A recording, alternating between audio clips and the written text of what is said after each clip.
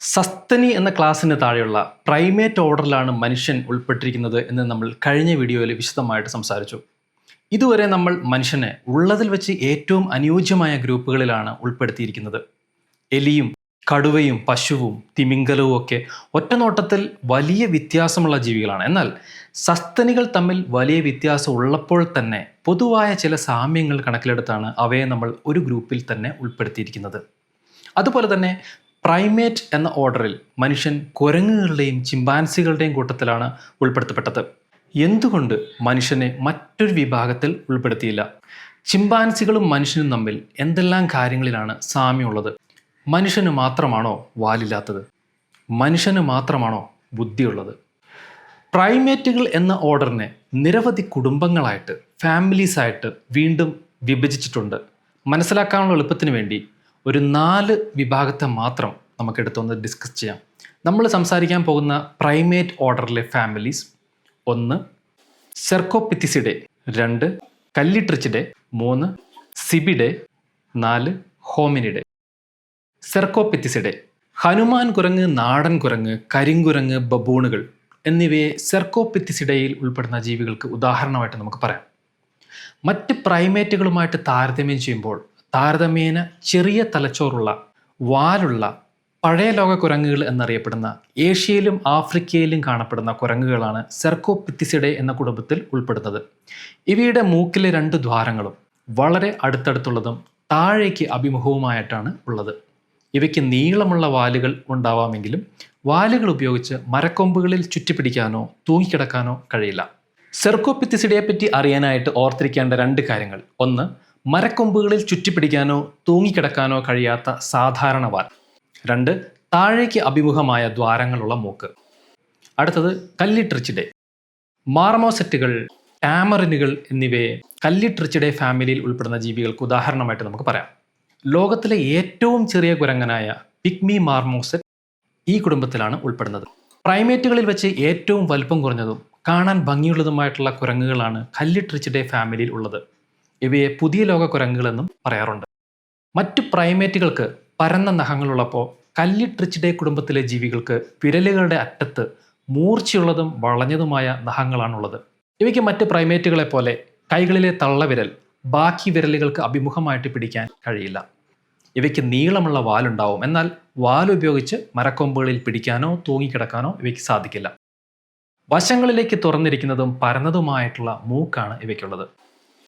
കല്ലിട്രിച്ചിഡേ ഫാമിലിയെ പറ്റി ഓർത്തിരിക്കേണ്ട 3 കാര്യങ്ങൾ: 1 വലുപ്പം കുറഞ്ഞ ജീവികൾ, 2 കൈകളിൽ മൂർച്ചയുള്ളതും വളഞ്ഞതുമായ നഖങ്ങൾ, 3 വശങ്ങളിലേക്ക് തുറന്നിരിക്കുന്ന പരന്ന മൂക്ക്.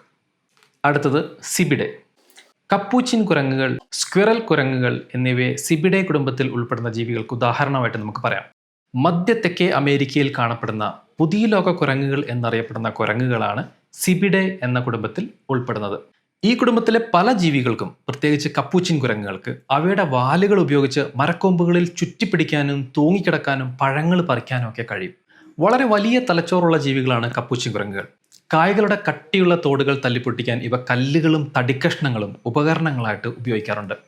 പുതിയ ലോക കുരങ്ങുകളുടെ പൊതുലക്ഷണമായ വശങ്ങളിലേക്ക് തുറന്നിരിക്കുന്നതും പരന്നതുമായിട്ടുള്ള മൂക്കാണ് ഇവയ്ക്കും ഉള്ളത്. സിബിഡേ ഫാമിലിയെ പറ്റി ഓർത്തിരിക്കേണ്ട 2 പ്രധാന കാര്യങ്ങൾ: 1 മരക്കൊമ്പുകളിൽ ചുറ്റിപ്പിടിക്കാനും തൂങ്ങിക്കിടക്കാനും കഴിയുന്ന വാൽ, 2 വശങ്ങളിലേക്ക് തുറന്നിരിക്കുന്ന പരന്ന മൂക്ക്. അടുത്തത് ഹോമിനിഡേ. ചിമ്പാൻസികൾ, ഗൊറില്ലകൾ, ഒറാങ്കുട്ടാനുകൾ എന്നിവയെ ഹോമിനിഡേ കുടുംബത്തിൽ ഉൾപ്പെടുന്ന ജീവികൾക്ക് ഉദാഹരണമായിട്ട് നമുക്ക് പറയാം. ഹോമിനിഡേ കുടുംബത്തിലെ ഒരു ജീവിക്കും വാലുകളില്ല. മറ്റു പ്രൈമേറ്റുകളെ അപേക്ഷിച്ച് ഇവയ്ക്ക് വലിയ ശരീരവും ദൃഢമായ അസ്ഥികൂടവുമുണ്ട്. മരങ്ങളിൽ തൂങ്ങിക്കിടക്കാനും നടക്കാനും സഹായിക്കുന്ന വീതിയുള്ള നെഞ്ചുകൂടും നീളമുള്ള കൈകളും ഇവയുടെ പ്രത്യേകതയാണ്. ശരീര വലുപ്പവുമായിട്ട് താരതമ്യം ചെയ്യുമ്പോൾ പ്രൈമേറ്റുകളിൽ വെച്ച് ഏറ്റവും വലിയ തലച്ചോറുള്ളത് ഹോമിനിഡേ കുടുംബത്തിനാണ്.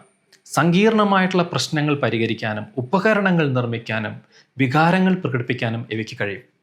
ഈ കുടുംബത്തിൽ ഉൾപ്പെടുന്ന ജീവികൾക്ക് 2 കാലിൽ കുറച്ചു നേരമെങ്കിലും നിവർന്നു നിൽക്കാനും കൈകളിലെ വിരലുകൾ മടക്കി നിലത്ത് കുത്തി നടക്കാനും കഴിയും. കുടുംബ ബന്ധങ്ങളും ഗ്രൂപ്പുകളായിട്ടുള്ള ജീവിതവും ഇവയ്ക്കുണ്ട്.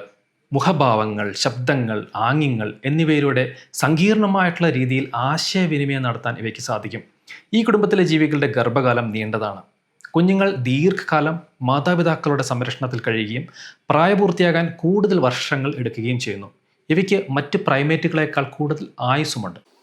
പ്രധാനപ്പെട്ട 2 കാര്യങ്ങൾ: 1, വാലില്ല. 2, വളരെ വികസിച്ച തലച്ചോറ്.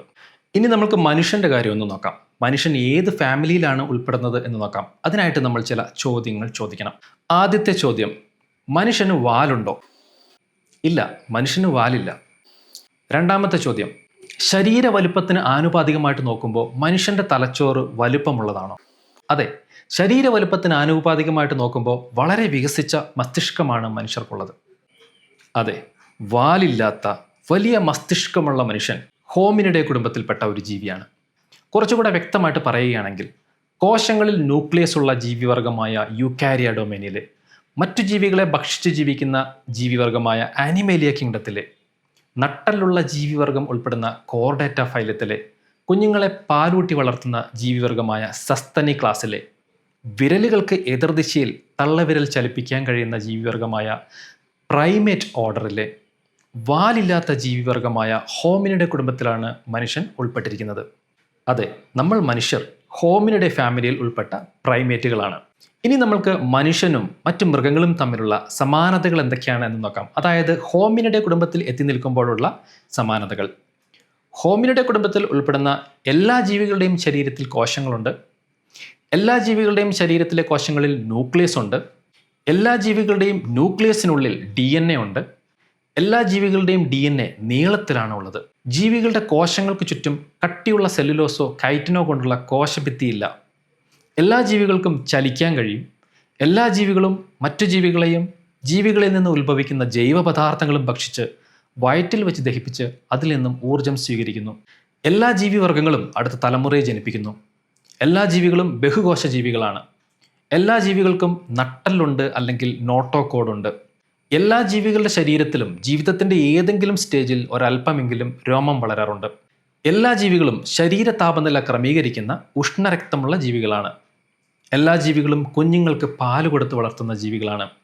എല്ലാ ജീവികളും ശ്വാസകോശം ഉപയോഗിച്ച് ഓക്സിജൻ ശ്വസിക്കുന്നു. എല്ലാ ജീവികളുടെയും ഹൃദയത്തിൽ 4 അറകളുണ്ട്. എല്ലാ ജീവികൾക്കും ത്രിമാന ദൃശ്യങ്ങൾ കാണാൻ കഴിയുന്ന, നിറങ്ങൾ തിരിച്ചറിയാൻ കഴിയുന്ന കണ്ണുകളുണ്ട്. എല്ലാ ജീവികൾക്കും വിരലുകൾക്ക് എതിർദിശയിൽ ചലിപ്പിക്കാൻ കഴിയുന്ന തള്ളവിരലുണ്ട്. എല്ലാ ജീവികൾക്കും പരന്ന നഖങ്ങളുണ്ട്. എല്ലാ ജീവികൾക്കും കൂടുതൽ വികസിച്ച തലച്ചോറുണ്ട്. എല്ലാ ജീവികളുടെയും കൈകാലുകളിൽ 5 വിരലുകളാണ് ഉള്ളത്. ഒരു ജീവിക്കും വാലില്ല. എല്ലാ ജീവികൾക്കും 2 കാലിൽ കുറച്ചു നേരത്തേക്കെങ്കിലും നിവർന്നു നിൽക്കാൻ കഴിയും.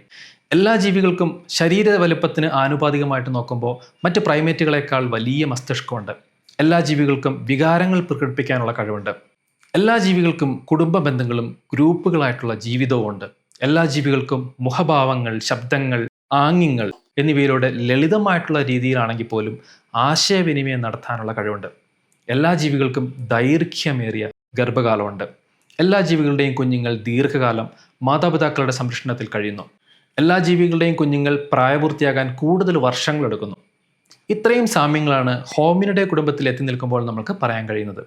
കൂടുതൽ സാമ്യങ്ങൾ എന്തൊക്കെയാണെന്ന് അറിയാൻ, മനുഷ്യനെപ്പറ്റി കൂടുതൽ മനസ്സിലാക്കാനായിട്ട് അടുത്ത വീഡിയോയ്ക്കായിട്ട് കാത്തിരിക്കുക.